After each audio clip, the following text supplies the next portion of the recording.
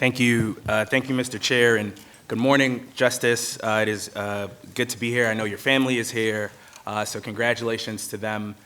This is, in fact, a big day for you. You have spent the balance of your career in a courtroom, so you have been questioned. You've also done the questioning. Sometimes it's friendly, sometimes it's not. I hope that at the conclusion of today that nothing that we say or exchange is personal, but really an attempt to seek clarity, as you have referenced earlier. Senator, I can say this, that during my conversation, I hadn't met with everyone on the panel, but I met with a number of you, and I have to say that everyone has been incredibly polite and respectful, and I thought the exchange of ideas has been very fruitful. So I expect no different this afternoon. Great. So, you know, in your welcome, in your opening statement, you talked a lot about your biography and your family, and I think that's important. It gives context, your life experience, your professional experience, that helps us see what kind of judge you have been, what kind of chief judge you will be. I'm going to talk a little bit about my own family history to give context to my questioning, particularly on Bridgeforth. Both of my parents are from Costa Rica. Both of them are black, like me. And if you know anything about the history of black people in Costa Rica, they came from the West Indies, came to the country in the late 19th century, helped build the railroad that was the source of commerce for the entire country, worked on the banana plantations, built the country. But black people were relegated to one province in Costa Rica up until 1950. In fact, they were not considered citizens until 1950. They could not vote. They could not participate in their economy. And it's not because they were inferior or because they didn't have the capability, but it was because they were black. And it was because they had a darker skin color than their fellow Latinos. In fact, my dad was very involved in recognizing this history and established when he was 24 back in the country something called Dia del Negro, which is to celebrate the Afro-Costa Ricans.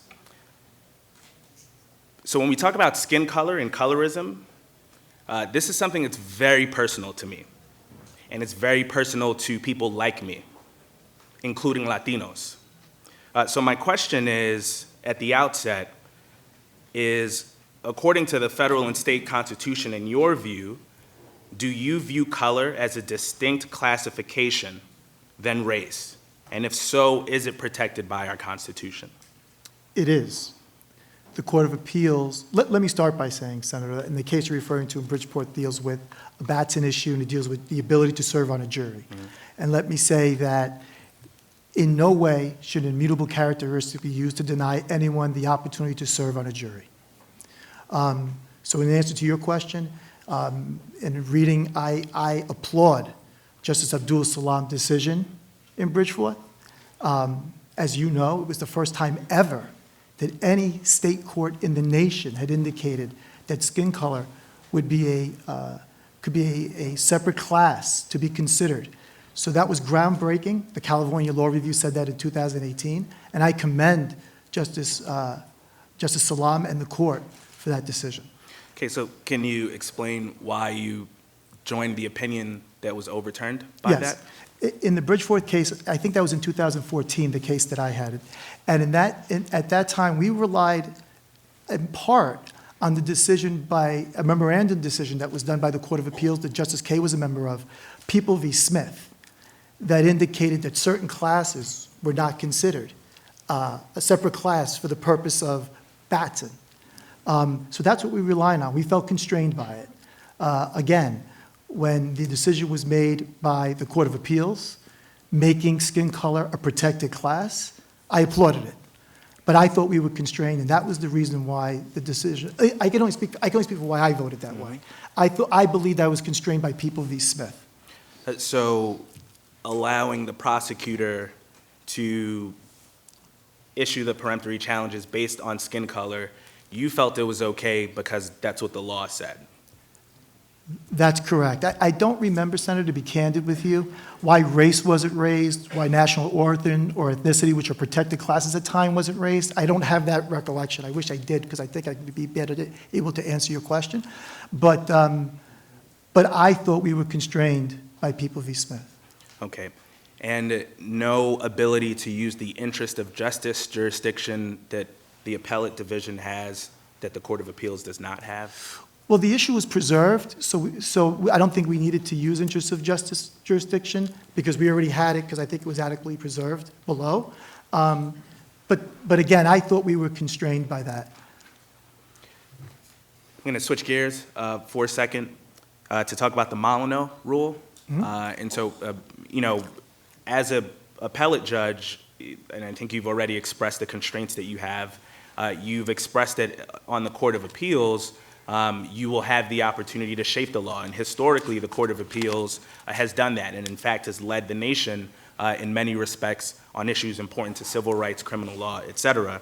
So you would, if confirmed, have the opportunity to shape the law going forward. And so the Molineux rule, for those who don't follow, has to do with introducing prior misconduct or bad acts that are not at trial. So firstly, I want to ask if you believe the Molineux rule as enforced right now, that you feel that that is appropriate, or you have any comments on what the future of the Molineux rule should be. Well, I think, you know, obviously the Molineux rule is very broad. It's brought in for a number of factors: motive, intent, modus operandi, custom, identity. But so it's difficult to answer that question in that manner. But obviously, in every case, a judge has to consider whether or not to allow evidence in from a Molineux perspective. You really have to do it on a case-by-case basis. For example, in the case, again, I referenced it earlier, People v. Calderon, I was in the majority that reversed. That was more of a Sandoval ruling, but it was the same concept. It prevented the defendant from getting on the stand because of the bad acts he potentially could have been questioned on. So I've reversed convictions, not exactly on Molineux that I recall, but certainly on Sandoval rulings, which, as you know, are very similar. So I want to point to one particular decision on the Molineux rule in People v. Telfair, where the dissent by Justice Barros, a fellow Puerto Rican judge, She's Chilean. I'm sorry. She's Chilean. Chilean, I'm sorry. A former, I meant to say another Latino judge. She wrote in her dissent that the opinion that you joined, the majority opinion, effectively eviscerated the Molineux rule in the Second Department because the facts of those cases had made it clear that the prosecution can make their case without introducing these prior acts. The reason that I'm focusing on this is because I sponsor a bill called Clean Slate that deals with the sealing of prior conviction records, and it stands for a principle that what you have done in the past should not be dispositive on what happens in the future. And what I believe the opportunity you have on the bench interpreting people's evidence at trial and introducing their past misconduct, even if uncharged, has a prejudicial effect. In fact, part of the rule requires you to balance the probative effect against the prejudicial effect. And I wanted to be clear on how you stood on the Molineux rule, because should Clean Slate come before the Court of Appeals or anything like that, it would be helpful in my decision-making on whether or not to affirm you, whether you feel that people's past misconduct and uncharged crimes, even if they've already paid for it, even if they've already done what society says they should do, whether that should influence the outcome that they have presently. And so I think you have elucidated some of that. I want to turn lastly before You don't want me to comment on that? Go ahead. Sorry, Okay. I just want to watch my time. Okay, that's fine. No, well, People v. Telfair specifically, I think it's important to note, in that particular case, the defendant was pulled over and had weapons in the car. He alleged that they were there by mistake. The reason why the prior bad acts, for lack of a better term, were to show absence of mistake, because he had said the same thing twice before on various times when he had been found with guns in his possession. So that was the reason why.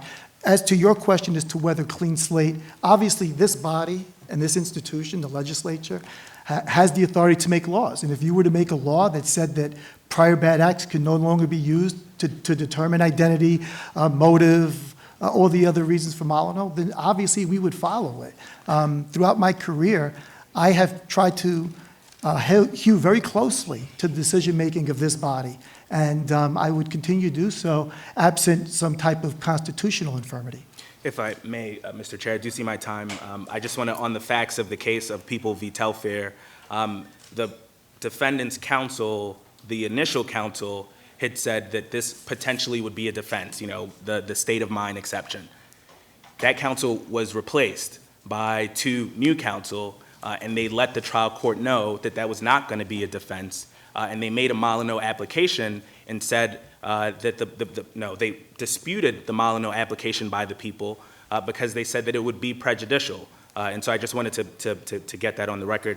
And then very, very quickly, you mentioned equal justice for all earlier in your opening, and I just want to read a paragraph from a letter that was signed onto by 100 judges, including two of your colleagues on the Second Department, Justice Barros, and as you mentioned, Justice Hein Radix, now Corporation Counsel for the City of New York, also signed onto by two Court of Appeals judges, Judge Rivera and Judge Wilson, and the letter in part reads, it was written in July of 2020 in response to the George Floyd murder. Each day we seek to dispel any narrative or belief that looks upon courts as instruments of injustice by treating each person fairly and impartially while upholding our oaths to the Constitution of the State of New York and the United States. However, there is much work to be done, and we, like all judges, must be mindful of the impact of systemic racism or bias in fulfilling the court's responsibility to ensure equal justice to all under the law. Now, you mentioned in your opening that this is something that you subscribe to, and I'm just wondering if there's any reason why you did not sign on to this letter. I don't remember that letter being proffered to me. Okay, thank you.